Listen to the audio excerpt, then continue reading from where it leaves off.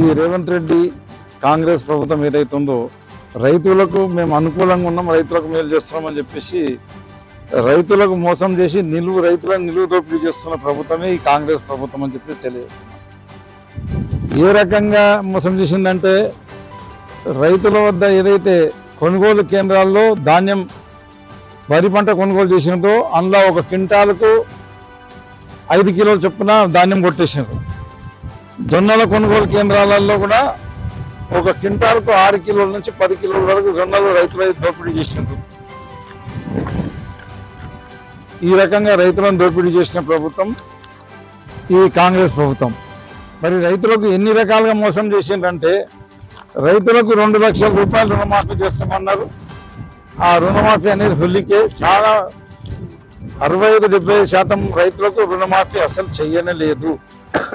2024 ఎన్నికల సమయంలోనే టీఆర్ఎస్ ప్రభుత్వం ఉంచిపోయిన డబ్బులని కూడా ఇవ్వకుండా అట్లనే ఆపి ఎంపీ ఎలక్షన్ సందర్భంలో ఇచ్చి మన ఓటు వేసుకొని మనకు మోసం చేసిండ్రు.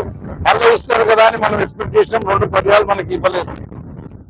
తర్వాత ఇప్పుడు కూడా పంచాయతీరాజ్ ఎన్నికలు ఉన్నాయి, మున్సిపల్ ఎన్నికలు ఉన్నాయి, అదే మాదిరిగా జెడ్పీటీసీ ఎన్నికలు ఉన్నాయి. కాబట్టి ఆ ఎన్నికలను దృష్టిలో పెట్టుకొని అందరికీ ఇస్తారు. ఈసారి మనం మోసపోతే కనుక వీళ్ళు మాకు రైతు భరోసా ఇచ్చిందని చెప్పేసి మోసపోతే కనుక అది కూడా 7,500 ఇస్తామని 6,000 ఇస్తున్నారు. మోసపోతే కనుక మనకు భవిష్యత్తులో మనకి ఇంకా రైతు బందే రాదు. ఇప్పుడు మనం చేయాల్సింది ఏంటంటే రైతులందరం కూడా కాంగ్రెస్ పార్టీకి గుణపాఠం చెప్పాలి. బిడ్డ మీరు మాతో ఆటలు ఆడుకుంటే రేవంత్ రెడ్డి నీ తోడుకలు తీస్తాం, ఈ ఎలక్షన్లో నీకు బరాబర్ బుద్ధి చెప్తాం. మేము టీఆర్ఎస్ కోటేస్తే నువ్వు చేసింది తప్పని నీకు అర్థమవుతుంది. కాబట్టి మేము ఆ రకంగా టీఆర్ఎస్ కోటేసి బుద్ధి చెప్తాము. అప్పుడు బుద్ధి చెప్తేనే నీకు బుద్ధి వచ్చి నువ్వు ఇవ్వగలుగుతామని చెప్పేసి మనము ఓటు టీఆర్ఎస్ పార్టీకి వేయాలి, కాంగ్రెస్ని పొందబెట్టాలని చెప్పేసి నేను రైతులందరూ కూడా ఈ రాష్ట్రంలో ఉన్న రైతులందరూ కూడా డిమాండ్ చేస్తున్నా. రేవంత్ రెడ్డి పచ్చి మోసగాడు. మరి వాళ్ళు ఎన్నెన్నో రకాలుగా మాట్లాడారు. అగ్రికల్చర్ ఇంప్లిమెంట్స్ కు డబ్బులు ఇస్తామన్నారు. అగ్రికల్చర్ ఇంప్లిమెంట్స్ లో పెద్ద అవినీతి. ఏదైతే ఇంప్లిమెంట్ కాస్ట్ ఉందో దానికంటే కాస్ట్ ఎక్కువ పెట్టేసి నాసి రకమైన ఇంప్లిమెంట్ ఇచ్చుకుంటూ మరి ఆ సబ్సిడీలు కూడా వాళ్ళే కొట్టేస్తారు. అవి ఇస్తామంటే కూడా తీసుకుంటూ ఎవరు లేరు. ఎరువులకు సబ్సిడీ ఇస్తామన్నారు, విత్తనాలకు సబ్సిడీ ఇస్తామన్నారు, విత్తనాలకు కూడా సబ్సిడీ ఇవ్వలేదు. కాబట్టి ఈ కాంగ్రెస్ పార్టీ ఇన్ని అవకతవకలకు రైతులకు అన్యాయాలకు పాల్పడుతుంది. కాబట్టి ఈ కాంగ్రెస్ పార్టీకి బుద్ధి చెప్పాలంటే ఈ స్థానిక సంస్థలే సరైన తరుణము.